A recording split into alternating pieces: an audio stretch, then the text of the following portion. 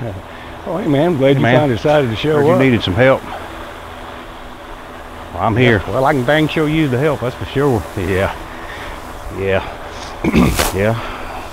We're doing this like I did at the end of the year with them dadgum grubs. Oh, you ain't got to worry about me working as hard as you do. Now, look, you're going to have to work as hard as I am now and get these nasty grubs out of here. Time to play around. Smush. Well, don't you miss an area grub neither. See, there's one right there.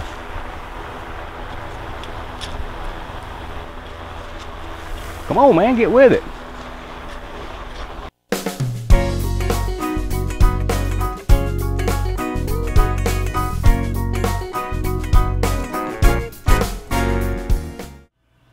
Speed, Garden Goose, take one. Hey guys, I want to wish everybody a happy spring, and you know, when springtime's here, you know what time that means. It's time to get the stuff in the garden.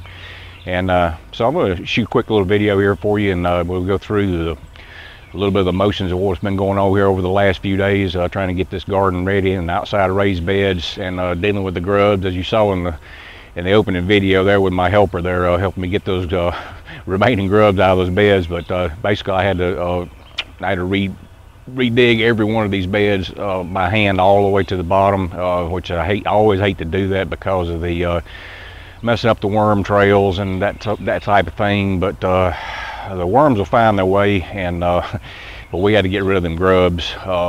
The grubs apparently were rehatches from eggs that did not hatch back during the previous season, because I can tell by the size of them they weren't even a fourth of the size of the ones that I dug out, you know, back after the spring plant last year. But anyway, we had to get those grubs out of there because apparently that's what was making my peppers and cabbage and everything suffer due to them eating the roots off of them, and all they're going to do is lay there and get bigger and eat my roots up again. So we can't just be planting for nothing. Anyway, just a real quick video, guys. I'm going to take you through and just show you what we've been doing over the last few days, show what we got planted, and we'll just keep you abreast of everything that's going on as it goes along the way, and I'll take you along with me. And but anyway, we'll start off here. Just take a look at the tomato plants. As you can see right there on the right hand side there, we've got Brandywine Reds and Rutgers. I did manage to keep my Rutgers this year without giving them away.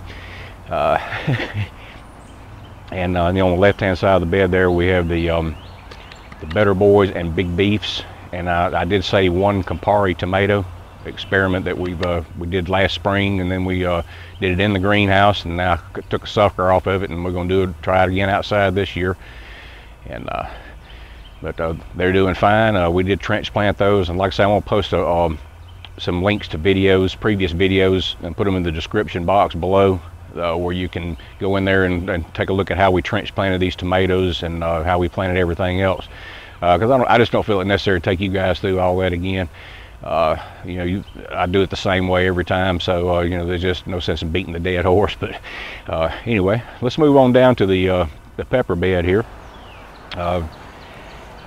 We've got our green bell peppers, red bell peppers, golden bell peppers, biker billy hot peppers, jalapeno peppers, and cubanelle.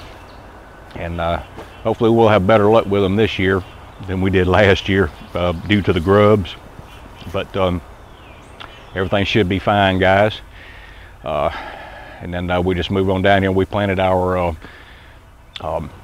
these are the Vortex snaps. I plant these every year. Last year they did not do as well, like I say, due to the grubs. So you guys, you know, if you're unsure whether if you're having a growing problem or something being stunted or just not growing like it quite should, and you know you've done all the amendments you can possibly do correctly, and your soil is good and all that, well then you know, you might want to check for grubs, check for anything that might be eating the roots of your plants. So hopefully we won't have that problem again this year.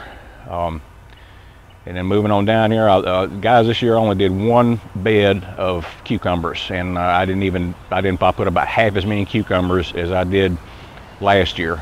I I just grew way too many cucumber plants last year, and the beds just turned up they just wound up entirely root bound, and it took me a lot of work to get those things cleaned out to where I could plant in them again and get them amended back.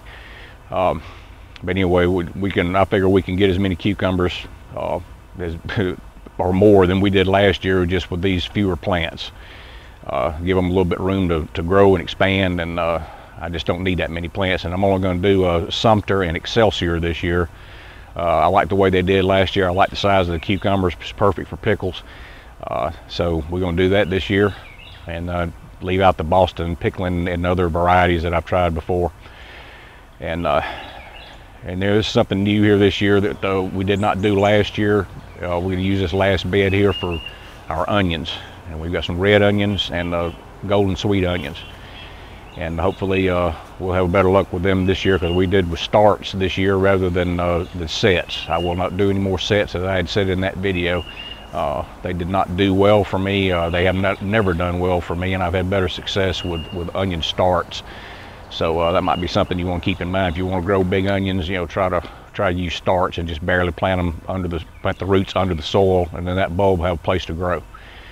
But anyway, guys, that's about what we got going this year, and we're going to just keep you tagging along here and let you know any updates that are going on and how well everything's doing.